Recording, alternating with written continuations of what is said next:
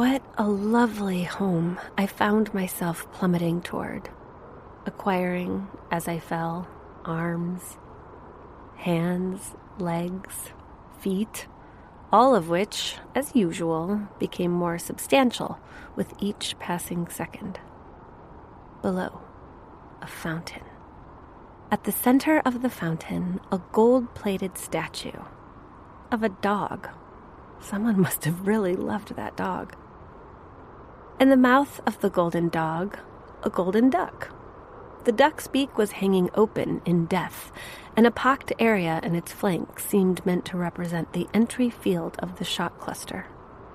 I observed all of this as I plummeted past, and then my head and torso pierced the asphalt crust of a semicircular drive and lodged in the dirt below.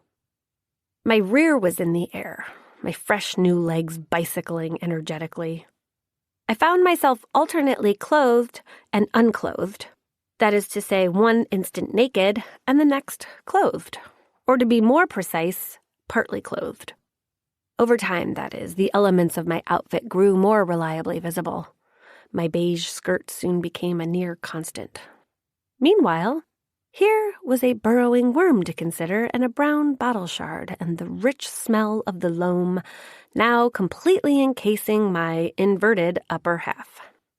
Once in Tennessee, having landed in the more conventional upright posture, I spent 6 hours in a paddock, my head protruding above the surface of the earth, being trotted through again and again by 3 black horses and 1 roan, who never, during those hours, ceased being panicked by my presence.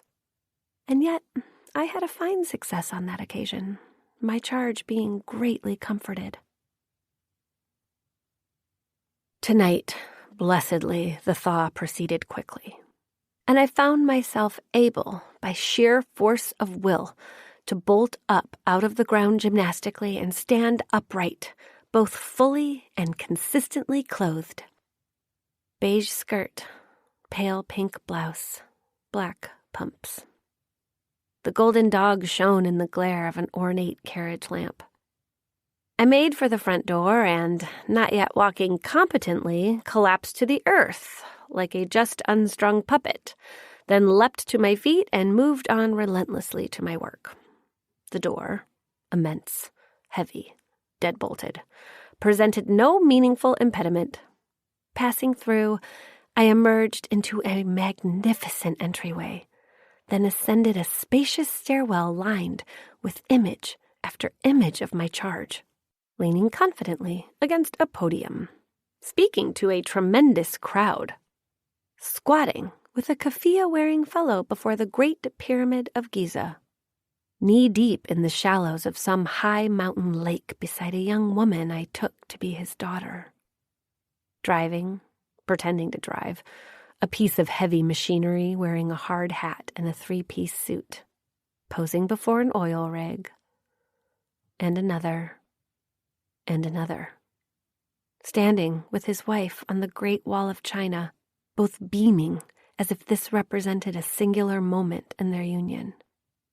Arm in arm with her in what looked to be the rose garden of the White House. With her again, before what I understood to be a second home in Colorado, and a third in Hawaii, a fourth in Key West. Often on his face the same look, more grimace than smile, albeit shot through with a measure of forced goodwill. Reaching the 2nd floor, I moved along a hallway hung with numerous paintings in gilt frames, each marked by a plaque mentioning some experience our charge and his wife associated with its acquisition. Lovely cliffside dinner, Positano. Catacomb tour, Paris. Mr. Pavarotti sang beautifully for us after dinner. Guest of Senator Jeps and Maria in their fabulous desert home. At the end of the hall hung a double door of sturdy oak.